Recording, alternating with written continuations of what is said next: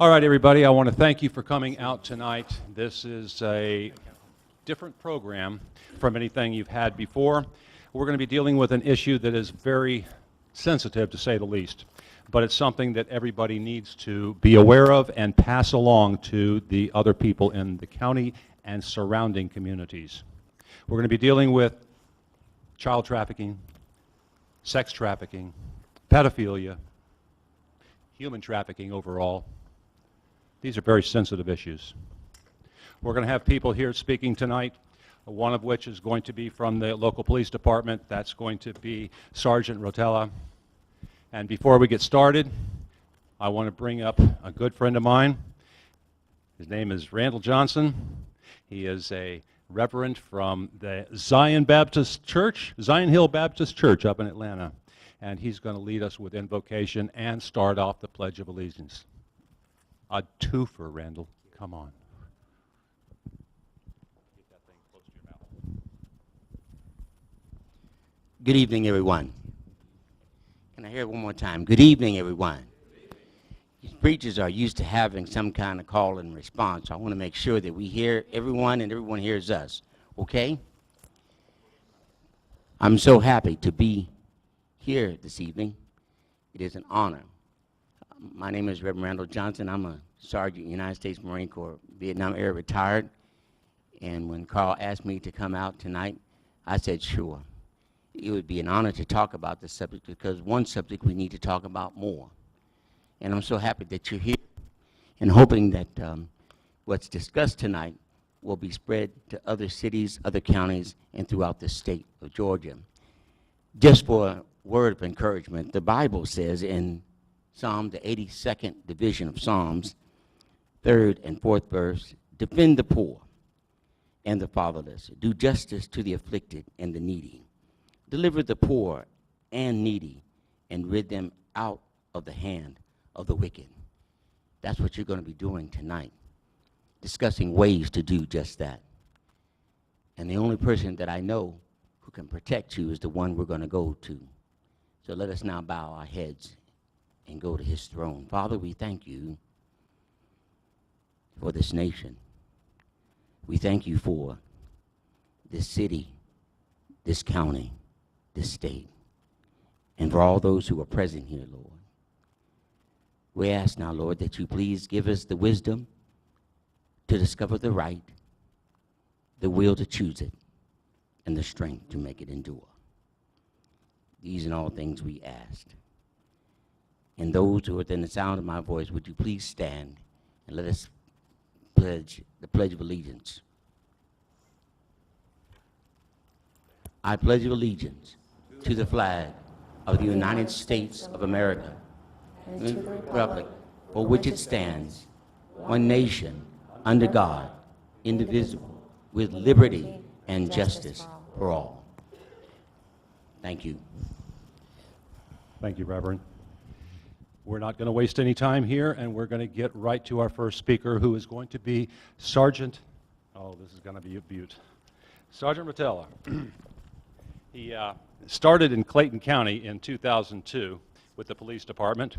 He was promoted to the rank of detective in 2005, Crimes Against Persons Unit, transferred to Clayton County Sheriff's Office in 2009, held the rank of investigator from 2009 to 2013, worked Special Investigations Section, Internal Affairs, and High-Risk Fugitive Recovery. 2012 to 2013 was taken out of the FBI's Joint Terrorism Task Force, Domestic Terrorism Section. In 2013, he was transferred to Henry County Police Department Uniform Patrol Division. In 2014, promoted to the rank of Detective, General Crimes Unit. 2015, transferred by choice to the Special Victims Unit. And 2017, promoted to Sergeant and remained in Special Victims as the current supervisor. Sergeant Rotella, you are up. Good evening, ladies and gentlemen. How are we doing tonight? Come on, I know it's late, but I've been here since 6:30, so come on, let's make some noise. I'm here to talk tonight with everybody here in reference to what we do in the Special Victims Unit here in the Henry County Police Department.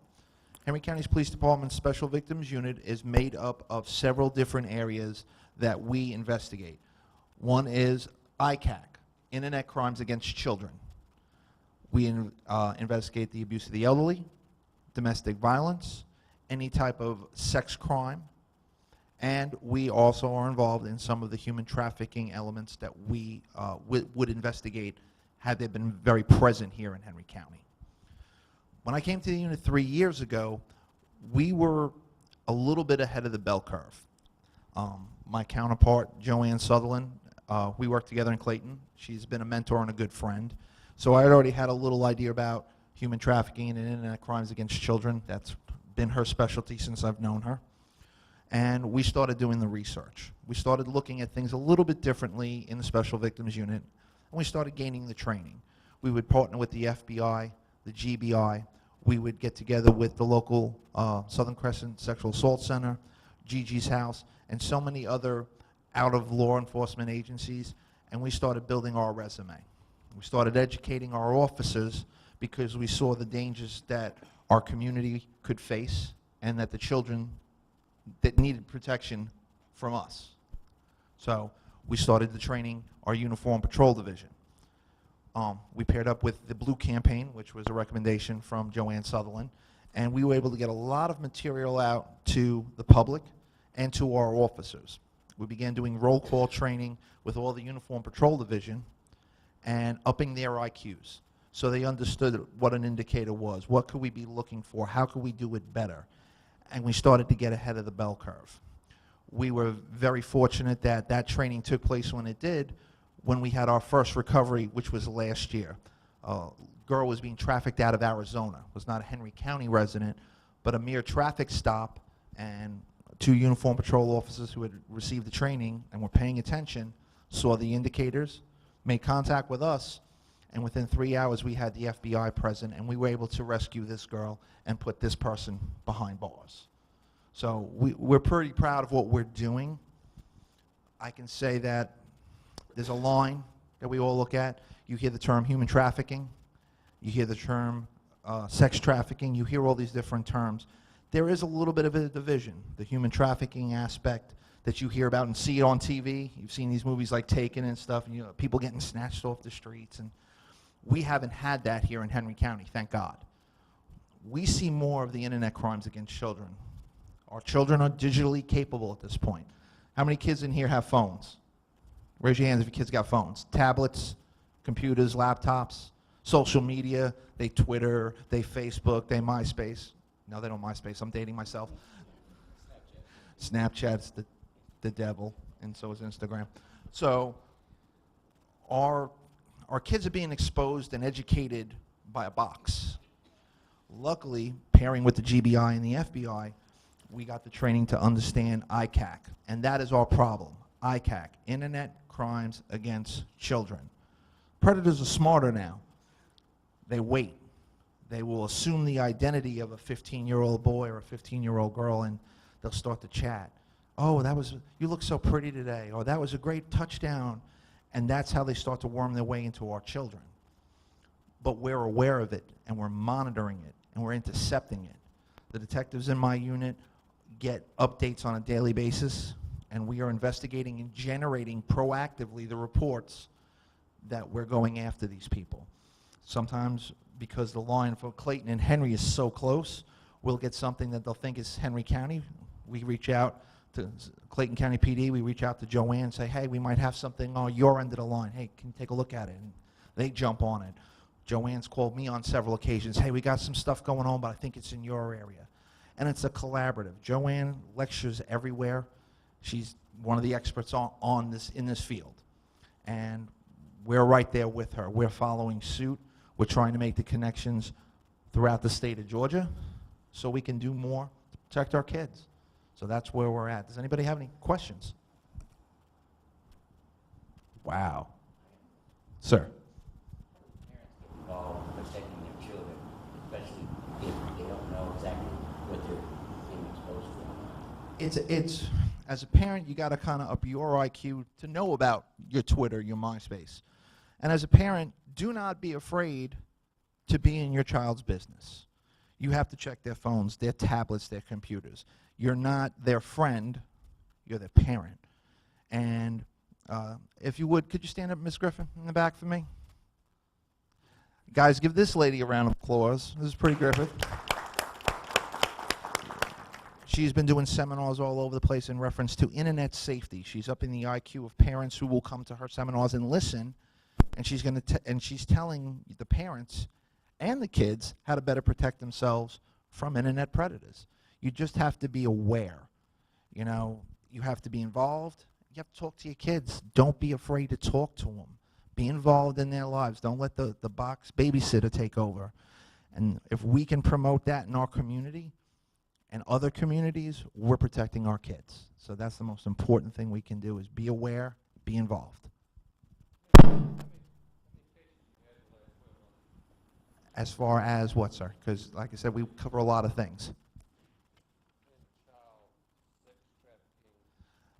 The sex trafficking, no, sir. Zero. Zero. Child molestations? Child abuse? Over 200. Child sex crimes, child molestation? Over 200. Most of my detectives are holding 25 to 30 cases that they're working actively, and the process that goes into that, which is forensic interviews, which is psychological interviews, collection of forensic evidence, interviews throughout the entire family, and we're aggressive with it, and we have a great success rate. Officer Rotella, we're going to do the question and answer here at the conclusion. Oh, I'm sorry. That's okay. You're beating us to the punch here, but that's okay. We're going to get into that in depth as soon as we get done with the presentation here tonight. Well, ladies and gentlemen, we'll hold the question until later. Thank you very much for your attention, and I'm pass it back to Mr. Swenson. Have a seat, my friend. Our next speaker is going to be Maj Hasek, and she is with the group called Tapestry. And she's going to tell us a little bit about that. We are dealing not just with local issues, these are international as well. Maja, are you wired up? I think you're going to grab the mic, okay. Okay, I'm going to try this. I'm not technologically savvy because I am over the age of 15. So, my name is Maya Hasek, and I am the program director at Tapestry. We're a nonprofit social service agency located in Tucker, Georgia. We work with foreign national victims of human trafficking, domestic violence, and some unaccompanied minors in the U.S. So Tapestry started in 1996 as a project of different resettlement agencies to meet the need of victims of domestic violence coming from different countries, because there wasn't an agency at that time that specifically dealt with this population. When the federal definition came out in 2000 of what human trafficking was, we realized that we were not only dealing with victims of domestic violence, but that some of those victims were also victims of human trafficking. In 2004 is when we officially started our anti-human trafficking program, and we still have it today. So we work with adults, minors, victims of sex trafficking, labor trafficking, males and females. So the individuals that we serve and the types of trafficking cases we see change from year to year. When I initially started in 2008, most of my caseload was made up of victims of sex trafficking. Young Latinos, anywhere from 14 to 24 years old, brought with the promise of a relationship. The second that they arrived in Atlanta, Georgia, they were told, you know, you're not here to work as a housekeeper, as a nanny. You're going to be working in prostitution, and your quota is going to be 20 men every single night, 7 days a week, regardless of your menstrual cycle. We still see those cases, but we also see cases of labor trafficking as our outreach has expanded. We've seen cases of domestic servitude, individuals brought here for education, or even just to visit the U.S., and once they come here, their passports are confiscated, and they're forced to work day and night for somebody cleaning houses. And those houses look very much like the houses that we live in. Those houses are in the suburbs. We also deal with cases of individuals coming here to work on our farms in South Georgia, Baxley, Moultrie, Valdosta, and those individuals are often exploited, and at times it does rise up to the level of human trafficking. It rises up to the level of human trafficking when an individual is told, if you don't do as I tell you, I will harm you, or I'm going to harm your family. So oftentimes with the population that we serve, we are seeing a lot more coercion than anything else. I really appreciate Sergeant, talking about people getting snatched off the street. It's not like that. Those are movies. That's what the media portrays. But the fact of the matter is, psychological coercion is much stronger than anything else. I'm going to harm you. I mean, let's think about domestic violence. The abuser has to be abusive towards their spouse or partner one time, and after that, all they have to do is remind them, if you don't do as I say, remember what I did to you, I'm going to do that to you again. So the same with the trafficking population. We, of course, do see fraud, promises of certain things of employment not coming to fruition. Situation changes dramatically once they arrive and they have no money, no documents. But let's take it now to U.S. citizens. Although we work with foreign nationals, we have some partner agencies here in the front row that deal with U.S. citizens. I mean, you don't have to be a foreign national to experience some type of coercion. We've heard of cases involving minors that are active on social media. They'll have a friend, a boyfriend, ask them to take a picture, and with their bra on or without a bra on, and then they use that to blackmail them to do whatever it is that they want. And it doesn't start immediately. Might start as send me some pictures, do this act for me, and now that escalates to do this act for others. So when we're talking about prevention, I think it's really important to talk to your kids about whatever happens, you can talk to me, or to at least have somebody that they can talk to and speak freely and not be afraid of what they're going to say. I mean, imagine sex trafficking, somebody that's forced into prostitution. Regardless of where they're coming from, that's not something that is, acceptable in our culture, in most cultures. So, just teaching your kids, talking to friends, letting them even educate others that if somebody has harmed you and has forced you to do something, coerced you to do something, that help is available. So some of the indicators that I would like to highlight is somebody accompanying them and speaking for them, making decisions for them. You're mostly going to see this in clinics. So we are doing a lot to train medical staff on how to identify cases of human trafficking. They might be submissive if they are a U.S. female into prostitution. You might see branding indicating ownership.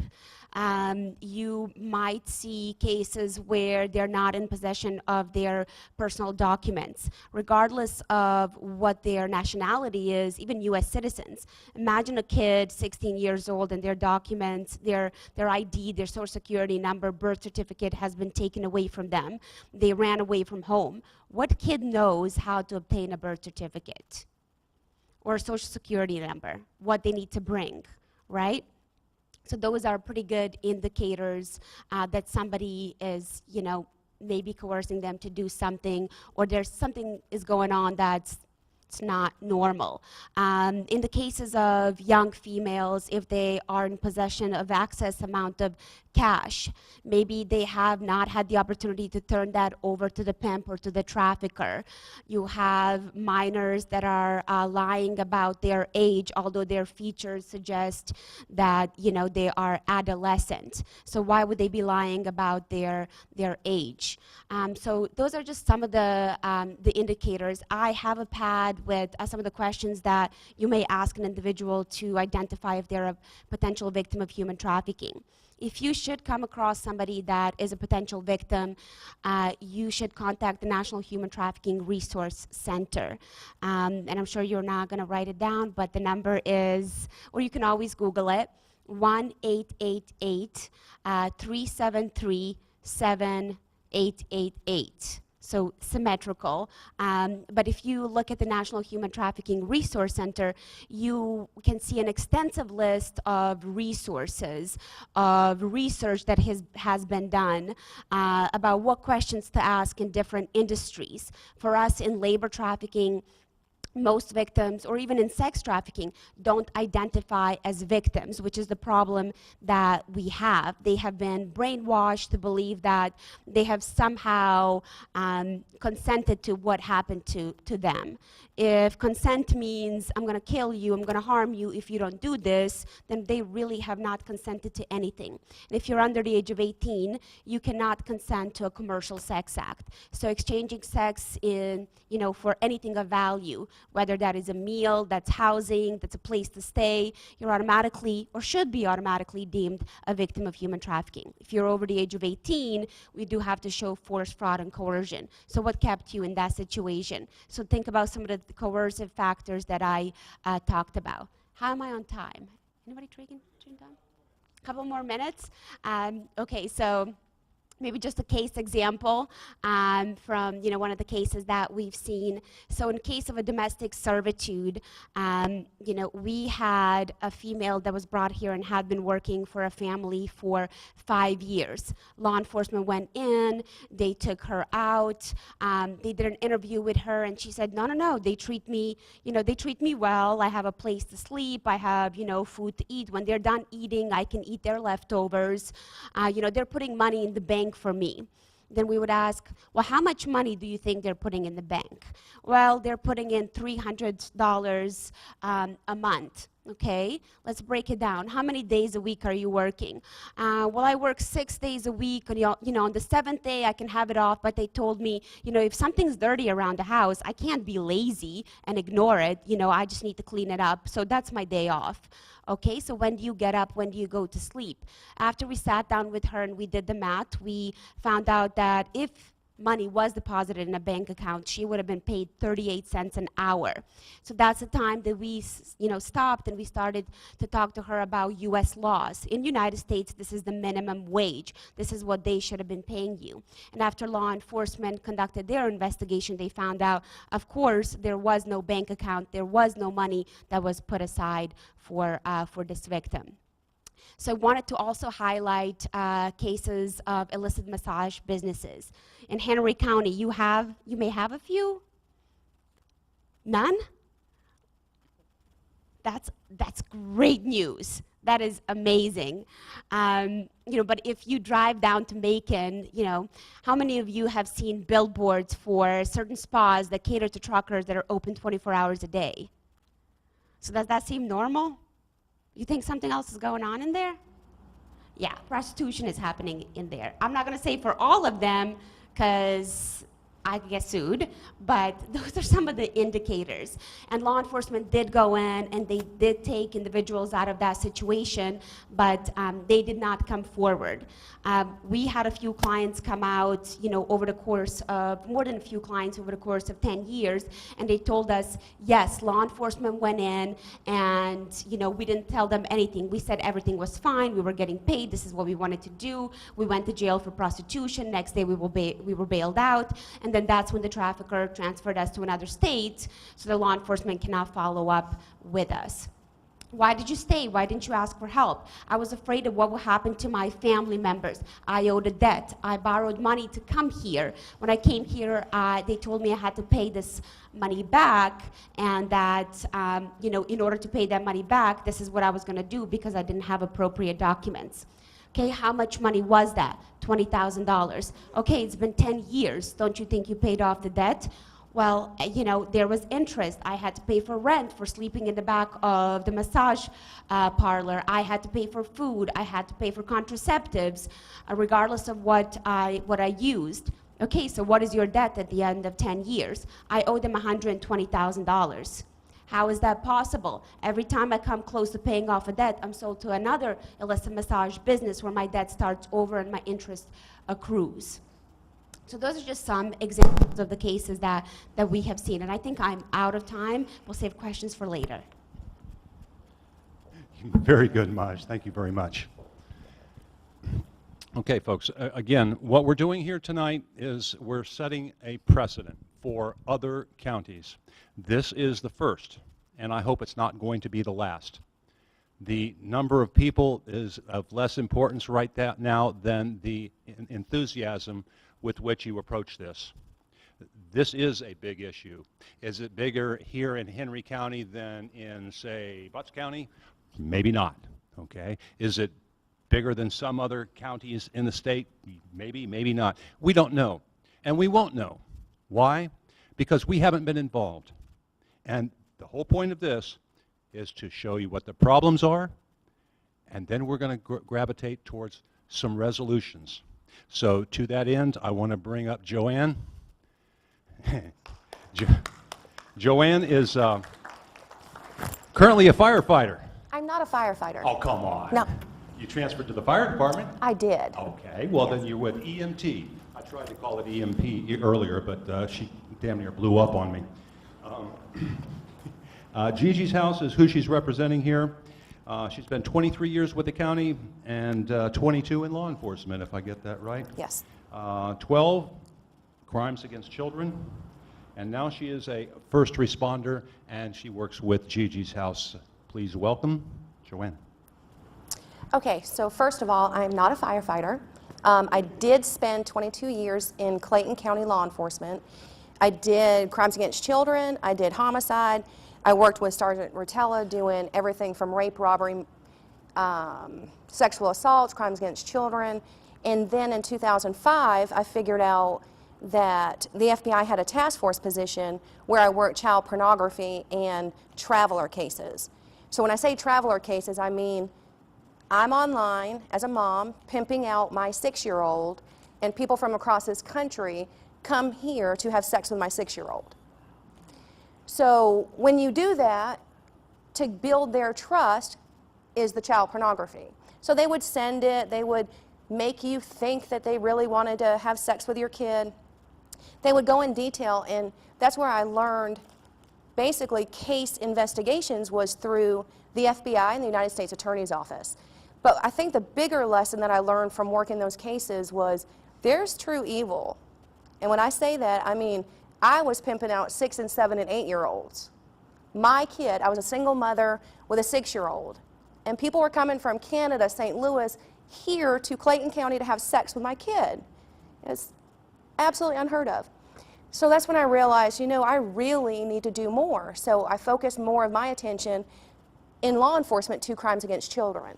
In 2007, I went to the police department and worked crimes against children, worked with the FBI task force, GBI task force, and it was off the charts, off the charts. Before 2007, Clayton County PD had nobody focusing on that type of crime. But we were working those crimes with the FBI for years, and we're like, we are really behind the times. So when I came over to PD, we started raising awareness, we started sharing information. Well, then everybody was like, what are you talking about? People are traveling to have sex with kids. Well, when they started seeing it and they started realizing, that's when the focus was, we really have to do something. That work leads you into child sex trafficking. So like Mia was saying, Mia, right? Maya, okay. Like Maya was talking about the human trafficking. Yes, human trafficking is real. Labor servitude is real. I can tell you in 22 years I worked one. That's it. But because I didn't have that knowledge, I didn't work labor servitude cases. But I can tell you I worked thousands and thousands of sexual ones with children. So that's been my focus. I don't want to talk about the labor one because that's what she does. The child sex trafficking is, she defined it exactly right. Under 18, force, coercion, or against their will, that is child sex trafficking. So when you have a detective, let's say your 14-year-old, how old are you? 15. Let's say she goes missing, okay? She's 15, she goes missing. Next thing you know, the police officer who comes to the house does the report, right? You're put on GCIC because you are 15 and you're a runaway or you're missing, one or the other. Well, it's our job as law enforcement to figure out what's going on with that. If you are on Backpage, Craigslist, Black Book, Tinder, wherever, Plenty of Fish, and you are exposing yourself. Someone else is taking the picture, so you are posed out, someone's taking the picture. Well, you have child pornography in there too. So what people don't understand is just as simple as a missing kid turns into a child pornography case. What happens is if your law enforcement agencies are not focusing on those type of trainings, we're all missing it. I mean, we're all dropping the ball. And the problem is you only know what you know, and until someone says, this is happening, this is not Atlanta's problem, this is not Fulton County's problem, this is not an airport problem. This is a country problem, it's a Georgia problem, it's a Henry County problem, it is a Clayton County problem. When Sergeant Rotella said that we team up, there's nothing like the teamwork when it comes to law enforcement in this stuff. I promise you. The sheriff's office, the police departments, the fire departments, the hospitals, it doesn't matter who you call. We are one when it comes to this. And it's a shame that we're not like that in everything else, but you have to start somewhere. So this morning, I was up at Sandy Springs at the Chiefs of Police, some quarterly meeting or something. And there's 25 different chiefs. Paul Howard from the Fulton County, you had the UWASI director, you had all these other big titles. And I said, all right, everybody in here, who knows Georgia Cares, raise your hand. Okay, so 1, 2, 3, 4, 5. That's more than what was today in the room. Okay, so Georgia Cares is who you're supposed to call when you find a child sex trafficking victim, or if you suspect a child sex trafficking victim. So what alarms me, and I try to remember, you only know what you know. Not placing blame, it is you only know what you know. If you don't call Georgia Cares and get the numbers, do you think the stats of 200 or 300 or 400 a month are accurate? No, there's no way.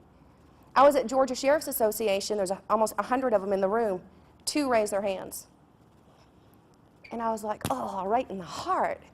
If you don't know who Georgia Cares is, your majors won't. Your commanders of CID won't. If your commanders don't, your detectives don't. If your detectives don't, who's calling? The problem is that you're not doing a good job reporting the numbers, so the numbers are skewed. The governor will say 200 or 300. The attorney general will say 200 or 300. Georgia Cares says 400. Does it matter? Every month, 200, 300, or 400 children in metro Atlanta are trafficked. 200, 300, or 400, just depends on who you look at. But the problem is that every 90% of law enforcement agencies don't even know who Georgia Cares is.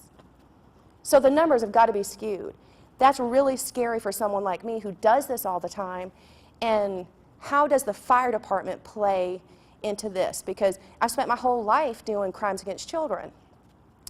So when I went over to the fire department, no, I'm not a firefighter, I went over to do their community affairs, their public relations, their internal affairs, and human trafficking. So human trafficking in the fire department. Anyone have any idea what the fire department has to do with human trafficking? Go ahead.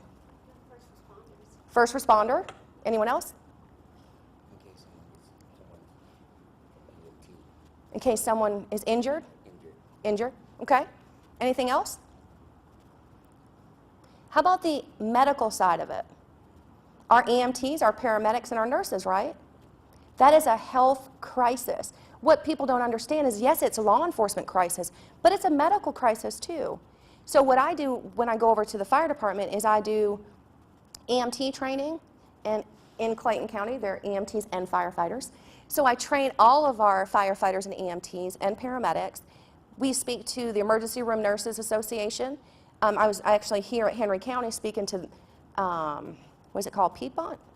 Okay, Henry. The hospital, they had all their emergency room staff there. So that's where I come in at the fire department level. What we want to see is every fire department, every medical service, every nurse, all the emergency rooms doing the same thing, raising awareness. Would we love to go out there and keep doing what Sergeant Rotella is doing and find these kids and lock up the bad guys? Yes. The problem is that you transition. Now you have to figure out how else you can contribute. So I'm over here contributing in a different way.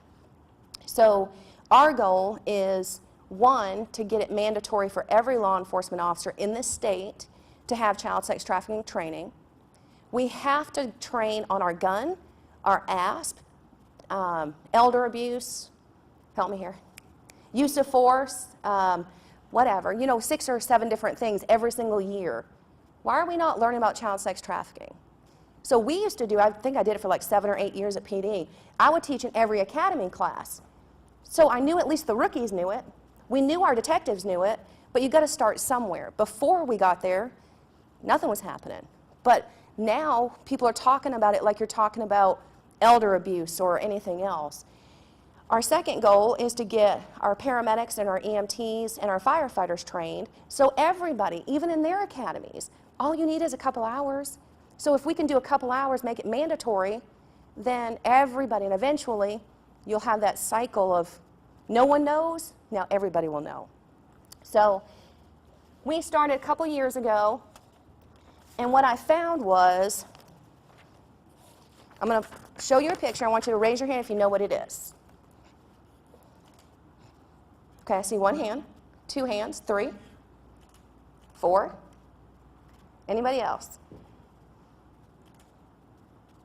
Okay. This is the Georgia Human Trafficking Notice, mandatory by law, since 2015. It must be posted in every hotel, motel, tattoo, emergency room, day labor, all those places. If you've never seen it, do you think people are compliant? Mm-mm. So what I figured out was it is a Georgia code.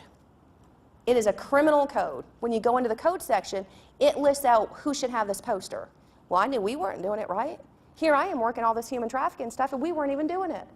So we took a bunch of our supervisors. We went on to every hotel, all the hospitals. But what I did is I created one that I think would stand out better. This one. Oh, you have seen that one? Oh, I like that. So this is the one that's mandatory by law. To me, it looked like an OSHA poster. So I don't know if you've seen it or if you haven't seen it, but you may not even remember you saw it. So all this information is English and Spanish, and the number she's talking about is right here at the bottom, as mandated by law. So I created this one, and I changed it up. I have one for Clayton County Rotary. I have the Georgia Sheriff's Association. I made Henry County theirs. I put their seal. I don't care who gets the poster. If the poster gets up, someone's talking about human trafficking, mission accomplished. So what we did at the police department is we actually went out, and we did it as a positive community engagement.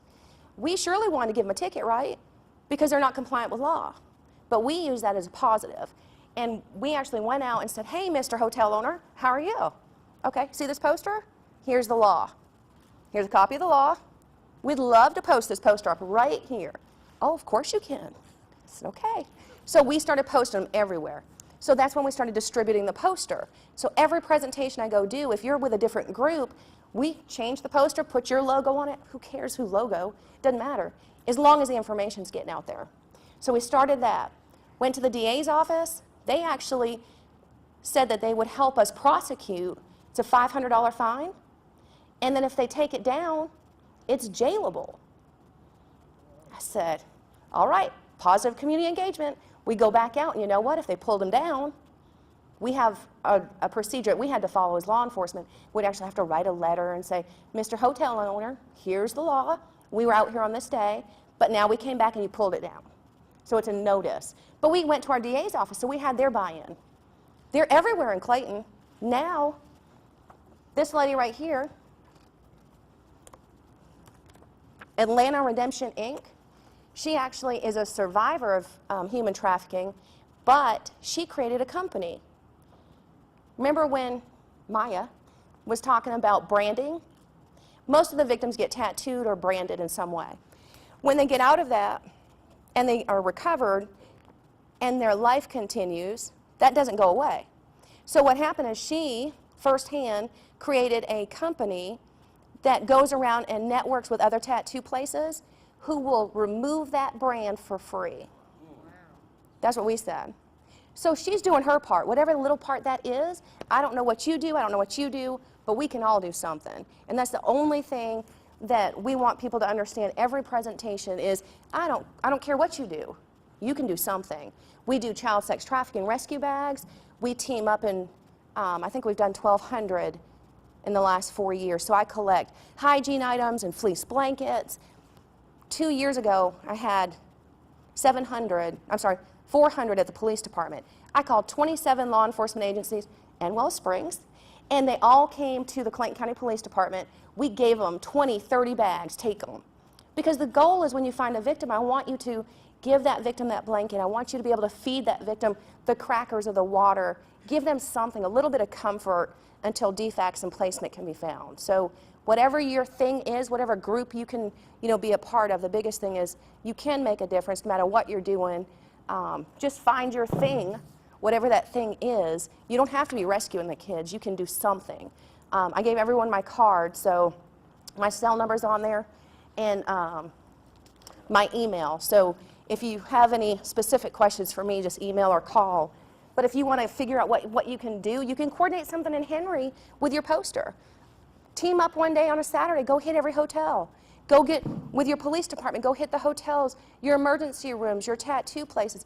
Just do it as a, hey, Miss So-and-so, you're doing it to gain voluntary compliance. Nobody wants to get people in trouble, but we want the victims to have the information. So it doesn't matter how we get it, we want to make sure that it gets out there.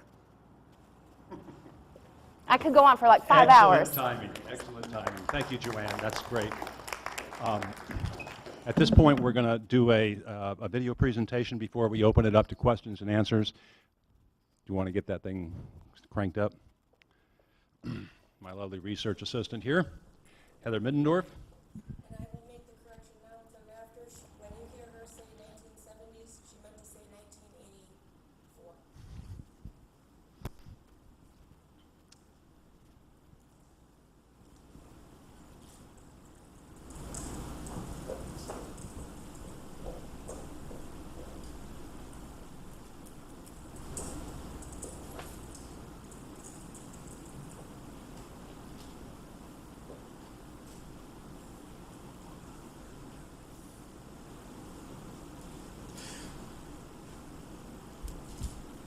Hello, people of Henry County.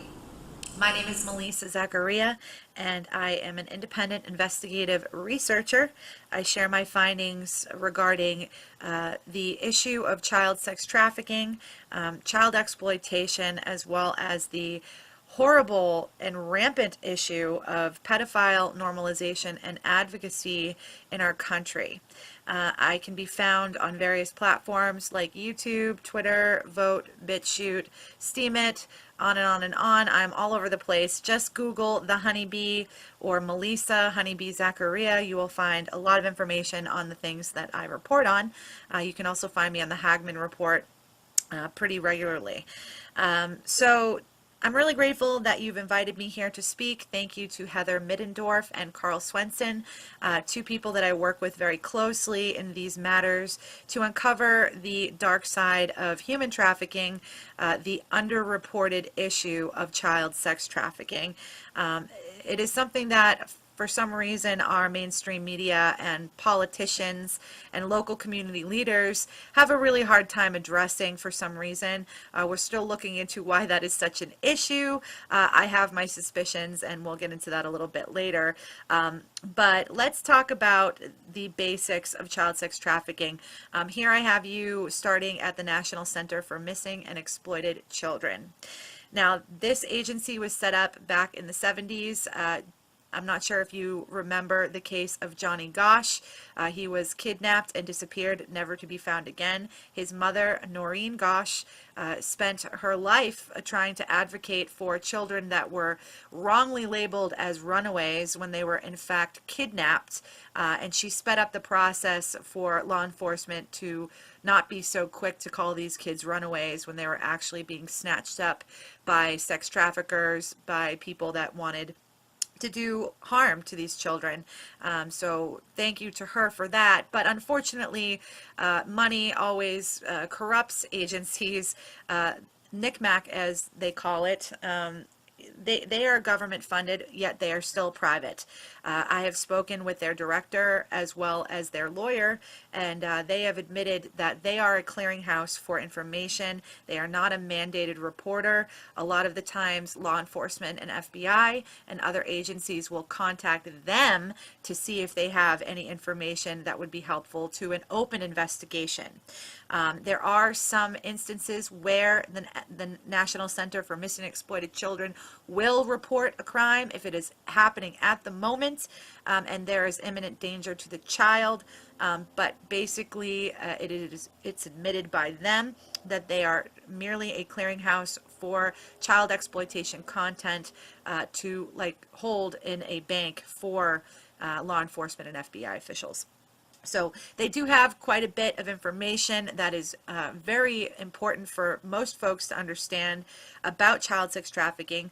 Like I said, child sex trafficking is not really focused on as much as it should be. We hear human trafficking a lot. That is good that we're getting that out there. It's not happening out in a third world country. It is happening right here in the United States at alarming levels. But the issue of child sex trafficking, I feel, is ignored because there's a lot more going on here than kids just getting kidnapped and being sold on the streets for sex. This is a racket on some level that I believe CPS is involved with, where they fabricate evidence, take children from homes that are really not dangerous and putting them in more dangerous homes where the children are exploited. They're in the system. People are gaining money from the Department of Health and Human Services through this quota. CPS will tell their agencies, we need to get this many kids in care if we want the money from the federal government to fund our operation. Everybody needs a job. Everybody needs to make sure they have consistency in their mission. So taking kids is definitely becoming a very lucrative business in this country, and we need to really start shining a light on it. If you don't know, Heather and I are in the midst of creating a documentary called Kids Inc. If you'd like more information about the CPS issue and the racket that we're seeing, please go check out our trailer on my YouTube channel. Here at the National Center for Missing and Exploited, like I said, they have a lot of great statistics. So if you just scroll down here, you can see 1 in 6 of the 18,500 runaways reported to the National Center for Missing and Exploited Children in 2016 were likely sex trafficked. You can kind of see the vagueness in some of these figures on a lot of these websites. Runaway, that is an automatic title that they give to kids that they don't know where they are. And I'm going to show you a few things in a little bit that are going to kind of blow this whole narrative out of the water. Below that is a better statistic here. We have 86% of these likely sex trafficked victims were in the care of social services or foster care when they went missing. If you think about these children that are taken from families that truly care about them and they're put with strangers, most of the time they are strangers that have records. A lot of them are crimes against children. I'm going to take you to another site before I start showing you some evidence of that. This is another great site called the Ark of Hope for Children. Please go to their website and check it out. I actually have a good relationship with this agency. They are very, very awesome people trying to break the chains for those victimized as children. They have the same mission as this town hall meeting, and I thought that was quite telling on their goal, being very legit and filled with compassion, just like I feel your folks' mission is as well. So Ark of Hope has a lot of great statistics here. I'll show you their child sex trafficking statistics. They're pretty spot on. They are separate from NCMEC, so I tend to like to look, it's like shopping for a doctor, you get the second opinion and whatnot.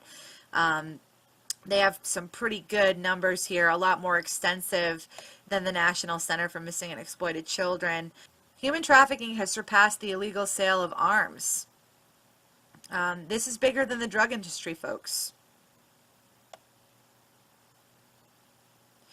Average victims of child sex trafficking are 11 to 14.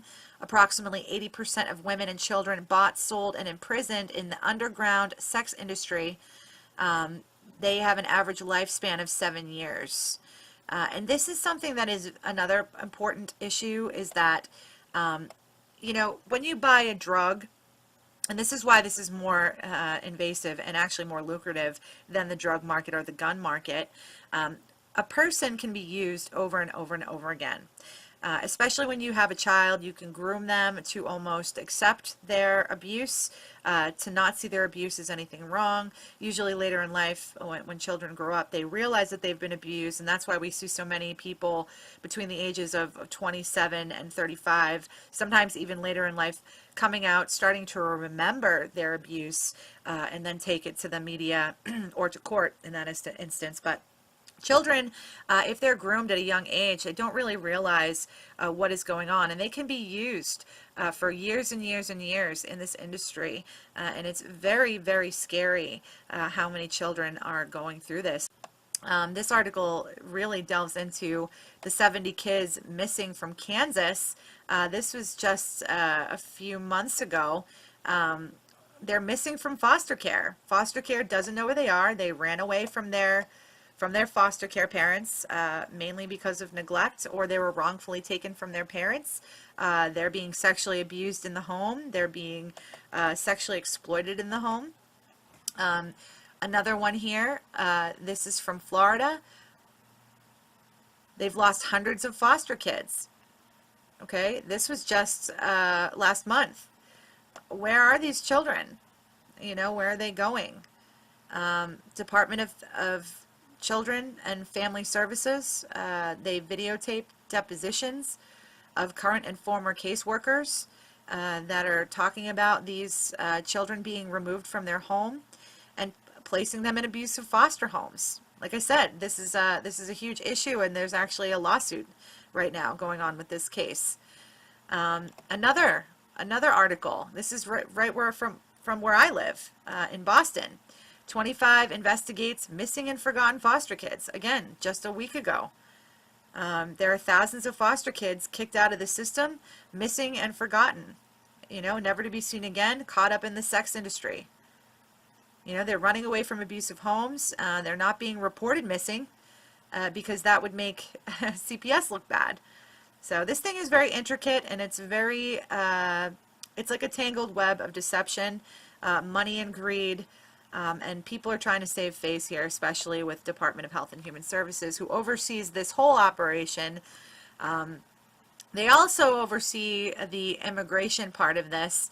And I don't know if you guys were aware of the issue of the immigrant children coming over, who are absolutely 100% more vulnerable to this industry because they are undocumented. They're taken from their parents right from the get-go. They don't have an ID, they don't have an identity, they're in a country where they're very much in danger of getting misplaced, of getting shoved aside and put into these situations. This is from 2016, U.S. placed immigrant children with traffickers. This was a very disturbing article from last year. The Department of Health and Human Services placed more than a dozen immigrant children in the custody of human traffickers after it failed to conduct background checks of their caregivers, according to a Senate report released on Thursday, back in January of 2016. The report also said it was unclear how many of the approximately 90,000 children the agency had placed in the past 2 years fell prey to traffickers, including sex traffickers, because it does not keep track of such cases. Why don't they keep track of these cases, folks? Hopefully the reason is becoming clear to you. There's something that they're trying to not let the American public see or look into. We have a U.S. Senator who was not allowed to enter a facility in Texas just last week. U.S. Senator refused entry into a facility holding migrant kids. This center is actually a converted Walmart into a place called Southwest Key Programs. It is run by the Department of Health and Human Services, the same department that deals with CPS. So the demand of children, not only monetarily, is important to this whole racket, but we also have the pedophile advocacy part of this. the age of consent in this country is federally 18, but on the state level, it ranges from 14 to 18. The age of consent is the age at which a person is considered to be legally competent to consent to sexual acts, and is thus the minimum age of a person with whom another person is legally permitted to engage in sexual activity. Okay, this is mainly why we have these laws, so that children are not taken advantage of. Children cannot consent basically because children are still not developed enough to make these kinds of decisions, whether it's mentally, physically, emotionally. I know that children that I've worked with have a hard time realizing if they should run into the street and get that bouncing ball that they had thrown off of the court, or that little child that wants to help cook and puts their hand on the burning hot stove. Kids that can't make decisions like putting themselves in danger like that cannot consent to sexual relationships with an older person. And I'm not talking about 16 and 17-year-olds in a state where the age limit is 18, having sex with each other, or, a 16-year-old girl having a relationship with a 20-year-old. These things are a slippery slope. I do not focus on them. I believe there are cases where 16-year-olds are groomed and taken advantage of by older people, put into sexual situations where they're being exploited. I'm talking about small children, folks. And I know a lot of this is going to be hard to hear. There is an industry for children between the ages of 0 and 11 years old. This is something, again, that is not talked about in the media very often because it's hard to look at, and it's hard to imagine that children, little children, are being raped, exploited, and put on film for lots of money. I mean, some of these videos that are coming out that are found by the DOJ in these stings, they're $10,000 a pop. There's snuff movies. There's a lot of bad stuff out there, and I know it's hard to look at and hard to hear about, but it's something that we absolutely have to start paying attention to so we can prepare our families and our communities to keep an eye out for our children and to protect them as a people. We can't rely on the government for everything. We can't rely on the law enforcement for everything. Prevention has always been the best tactic in fighting these awful things that happen in our society. Awareness and community are the best remedies for these types of atrocities. So here, let's look at pedophile advocacy. I personally deal with pedophile advocacy groups online. They are insidious, brazen pedophiles that tout their love for children and that they should be accepted by society. A lot of them call themselves virtuous pedophiles or non-contact pedophiles. Minor attracted persons or pedosexuals. These terms are pseudo-intellectual terms to justify their rape of children or their lust for children. So to me, it's all the same thing. If you are a pedosexual and you say that you're not hurting children, I can't really say that I, believe you unless you want to give me your criminal record and I can make the decision for myself. I'm going to consider you a menace to society and someone that needs to be watched very closely by the community. So pedophile advocacy started in the 50s. These people started organizations. A lot of them you can see right here, virtuous pedophiles. They have their own website. It's kind of sad that they're allowed to even have a website because I know that when you are a convicted sex offender, you're actually not even supposed to be online. So I'm kind of concerned that these people are able to have websites. I have taken down many websites, and I'm not going to tell you how I did it or who was helping me do it, but we take down pedophile websites all of the time, especially stuff like this, where they are talking about their experiences sexually with children, and trying to tout that the society should be wrapping their arms around pedophiles. Another one you probably are very familiar with is NAMBLA. Yes, they are still active. Yes, they still have a website. And yes, they are still trying to push abolishing the age of consent, giving children the right to vote. and giving the children the rights to have sexual relationships with grown adult men. This is the North American Man-Boy Love Association. They have a long history of controversy. You know, we still fight them. We actually were able to get this website taken down for 2 months last year. They have since gotten the website back up. Another website is Our Love Frontier. It is a pedophile advocacy website. If you can see here, go against anti-pedophile propaganda, youth liberation. Very dangerous narrative here. This website has a lot of resources for pedophiles to be able to communicate and talk with each other. This man named Stephen Diamond, that is not his real name. I have since found his actual name, and I'm working on a police investigation out of Michigan to expose this man for his crimes against children. As you can see here, it's just a lengthy website for resources for pedophiles to justify their behavior. He has thousands of videos, thousands of articles, and he's able to do this online, folks. It's very scary. So if you look here, this is them admitting that they use these symbols, and they actually pull up the bulletin. This was an unclassified FBI document that WikiLeaks released, actually, that talks about the pedophile symbols. As you can see here, you have the spiral triangle, you have the heart within a heart. They use this a lot, the heart within a heart, as well as the omega within a smaller omega to symbolize child and adult love, girl love, boy love, whatever, what have you. The butterfly is another huge symbol they use. A lot of this is MK Ultra, grooming, mind control, getting these kids to consent, without putting up a fight. That is the butterfly symbol to gain that. So yes, this is an unclassified, law enforcement sensitive document. WikiLeaks dropped this, I believe, a couple years ago, and I always try to look at the sources of these documents, and it absolutely is an FBI document.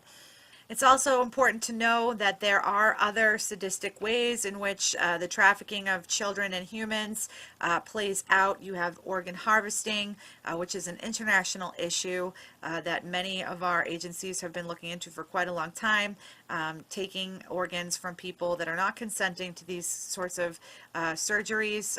This is happening worldwide, something to keep an eye on. Another is the newest craze is young blood. This is the Stanford University Medicine website. This is taking the plasma and proteins from a young person's blood and transfusing it into Alzheimer's patients to help them get better. Although this is only in human clinical trials because they are transfusing blood, taking the plasma and putting it back into the consenting young adults. But if you can see the similarities with the organ trafficking that's going on in the black market, I can see the same potential here with blood transfusions. So I apologize, folks. This went over 15 minutes. I know I was only allotted that time, but there's a lot of information on this stuff. If you see anything on the internet resembling child exploitation, pedophile activity, videos, pictures, websites, whatever, please use these tools in your toolbox. Always report to the FBI, report to the NCMEC after reporting to local law enforcement or the FBI, just so you know that somebody that can actually take action is doing their job. If you're overseas or you see something overseas, you can contact InHope, select the country, or you can even use the virtual globe taskforce.com and report there as well. And always, if you see something immediate in your area, any suspicions, call your local police, but please, again, realize that there are children being taken away from good families. So use your discernment and your discretion, and it always comes down to knowing your neighbors, knowing your community, and knowing when and how to report suspected crime. You don't want to have innocent people get wrapped up in the CPS racket.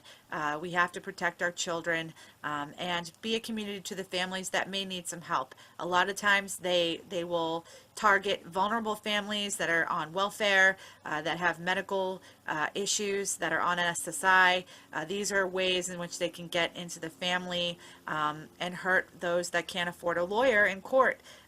Very important stuff. I know it's kind of complicated, but it is not an easy thing to look into. It's not an easy task to take on this problem, but it is essential that we start doing so.